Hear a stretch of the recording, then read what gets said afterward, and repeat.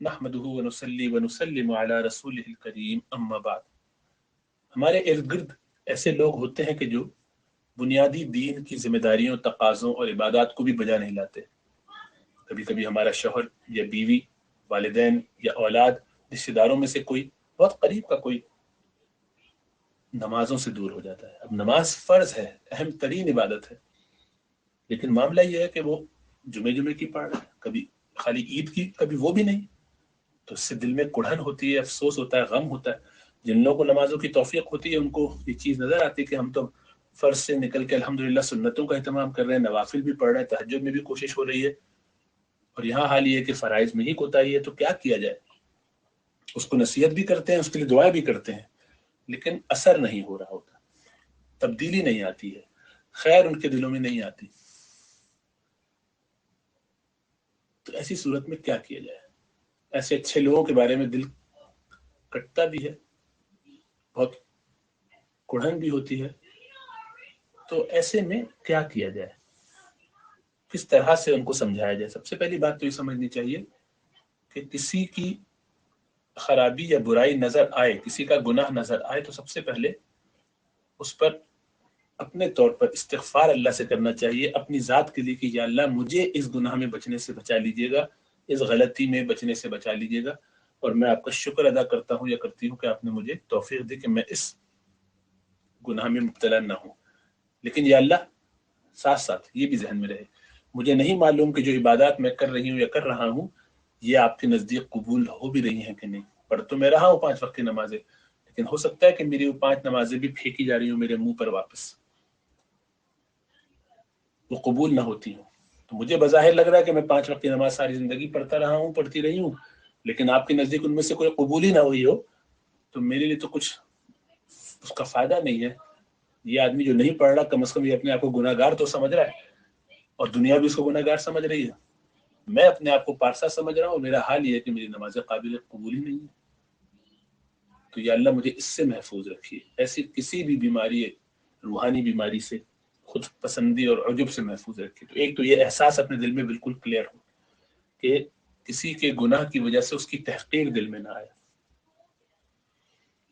जब ये दिल में ऐसा एहसास आने लगे कि दूसरा गड़बड़ कर रहा है, और वो हकीकत तो यही है कि कर रहा है गड़बड़, फर्ज छोड़ रहा है, हम देख रहे हैं रोजाना हर रोज, तो दिल में फितरी सी बात है कि उसके लिए नफरत एक दर्जे आ जाती है कि अल्लाह के अहकामात तोड़ा। लेकिन जैसा अर्ज किया, जब हम उससे शफकत का मामला, तरहम का मामला छोड़ देते हैं, रिफ्क नहीं रहता बल्कि गुस्सा, सख्ती दिल में आ जाती है, तो उसके असरात फिर नहीं होते। फिर आप उसको तलकीन करेंगे, दिल में असर नहीं होगा। तो आपकी कुढ़न, आपकी तकलीफ जो है वो तान बन के उसके सामने आती है। आप उसको ताना देते हैं, आप उस पर जबान दराज करते हैं, चीखते चिल्लाते हैं, जैसे मौका हो। बच्चा है तो डांट मार भी देते हैं, तो बच्चा उसको अपनी जिद ही समझ लेता है, बना लेता है कि अब ये क्या करना।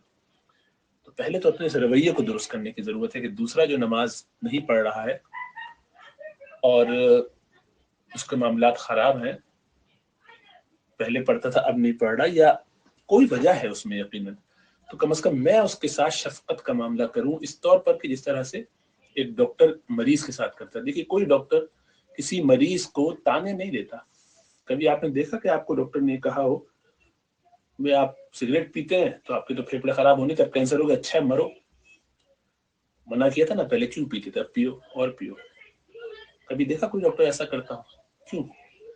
उसके बावजूद उसी शफकत से मामला करता है। तो अगर हम वाकईतन किसी की इस्लाह चाहते हैं तो सबसे पहले हमें अपने अंदर ये शफकत, मोहब्बत, ताल्लुक रखना होगा कि फुला की ये बीमारी, ये परेशानी मुझे दूर करनी, तो मैं इसके लिए क्या कर गुजरूं। तो दिल में तलब हो, अल्लाह से खूब गिड़गिड़ा के मांगे उसके लिए। उसको कहने और बताने की भी जरूरत नहीं, बस अपने रब से मांगता रहे। असल तो यही है कि उसका ताल्लुक अल्लाह से मजबूत हो जाए, अपने मामलात में गौर करता रहे कि मेरी कोई बेबरकती है जिसकी वजह से घर से मेरे हालात खराब हुए। ये गलबन नमाजों का मसला इसका हो रहा है, इसमें मेरी कोई कोताही नहीं हो सकती है, शोहर होने की हैसियत से या बीवी होने की हैसियत से। मुझे अपने इस मामले को दुरुस्त करना है। मैं अपने रब का फर्मा बरदार नहीं हूँ, इसीलिए मेरी बीवी जो है वो अपने रब की फर्मा बरदार नहीं बन रही है, या मेरी फर्मा बरदार नहीं बन रही है। मैं अल्लाह के हकामात नहीं मानता, इसीलिए गालिबन मेरी औलाद मेरी नहीं सुन रही। तो ये एक तो जहन अपना क्लियर रखना चाहिए। دوسرے نمبر پہ یہ سوچنا چاہیے کہ یہ شخص جو ابھی نماز نہیں پڑھ رہا،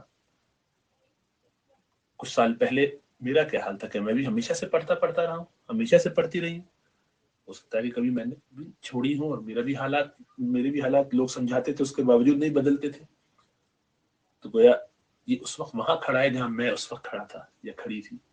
اس کا مطلب یہ ہے کہ مجھے اس کو یہ رعایت دینی چاہیے کہ تاکہ وقت کے ساتھ ساتھ یہ بھی درست ہو جائے. اس کے لیے دعا کرتے رہے، مہلت مانگتے رہے اللہ سے.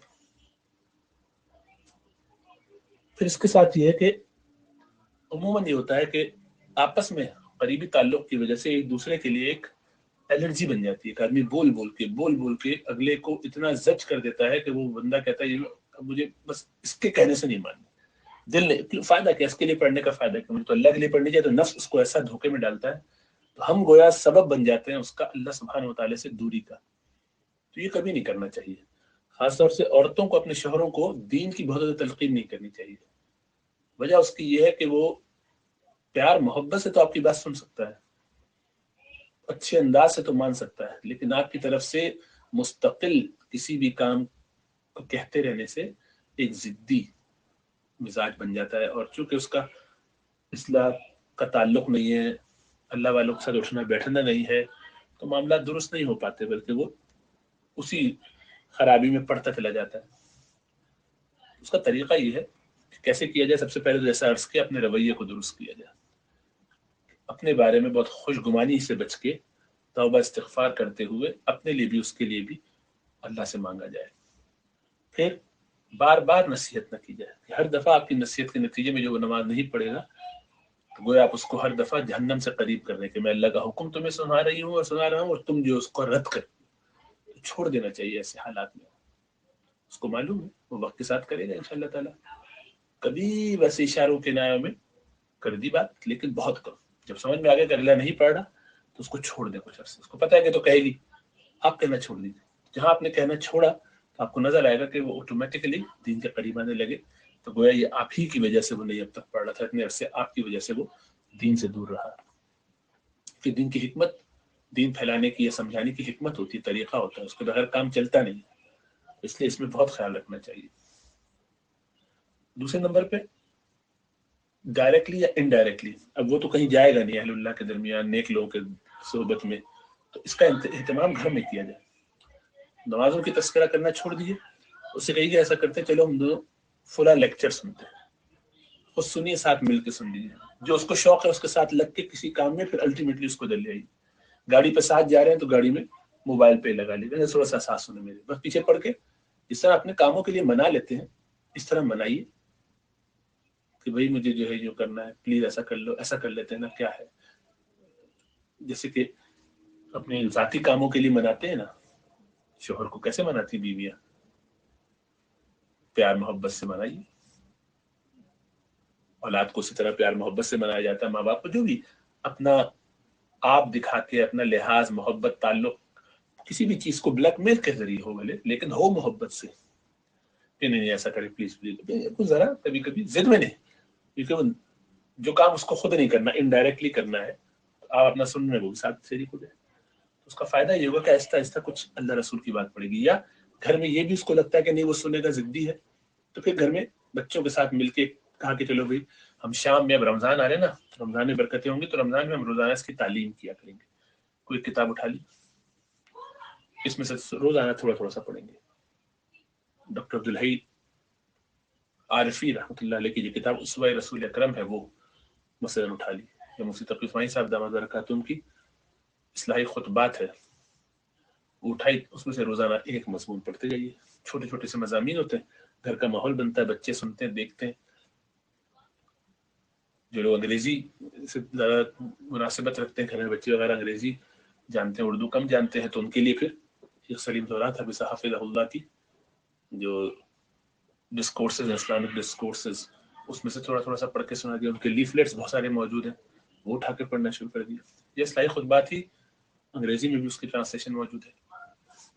تو آہستہ آہستہ اس طرح کام شروع کیا جائے کہ گھر میں ایک ماحول بنے. بچوں سے کہا جائے وہ پڑھیں تو ابا اس میں انٹرسٹ لیں گے. یہ بھی لگتا ہے کہ نہیں تو سیرت نبی صلی اللہ علیہ وسلم پر کوئی کتاب اٹھا لیجیے، مختصر سی، آہستہ آہستہ اس کو رمضان میں پڑھا جائے. اس سے ہوگا یہ کہ گھر میں ایک ماحول، ایک نسبت، ایک تعلق اللہ کی طرف رجوع کا بنے گا. جب ہم یہ بنا لیں گے تو اس کے پھر اثرات نظر آئیں گے. تو اس لیے حکمت کے ساتھ، طریقے کے ساتھ چلیے. کوئی تشدد، کوئی غصہ، کوئی سختی، کوئی تان بالکل نہیں ہونا چاہیے. یہ سمجھنا چاہیے کہ مریض کو اس وقت زیادہ شفقت کی ضرورت ہے، کیونکہ اس حالت میں اس کو ہم کہیں اور دین سے دور نہ کر دیں. اس لیے بہت اہتمام، احتیاط کی ضرورت ہے. یہ سمجھیے کہ ایمان کا خطرہ ہو جاتا ہے ایسے موقع پر. اب تک تو نماز نہیں پڑھ کے وہ خالی کبیرہ کا مرتکب ہو رہا ہے، اگر آپ کے بار بار کہنے کے نتیجے میں وہ رد ہی کر دے، میں نہیں مانتا، جاؤ دفعہ ہو جاؤ، کیا کر لیں گے، تو آپ نے کافر بنا دیا ایک کو. اسی لیے اس کو بہت نزاکت کے ساتھ، طریقے کے ساتھ سمجھنا چاہیے، حکمت کو سمجھنا چاہیے. اللہ سب پر کرم فرمائے. اور پھر دعا ہے مستقل، جیسا عرض کیا، مستقل دعا اور استغفار، دعا اور استغفار کثرت سے، اور ان پر دم کرتے رہیے.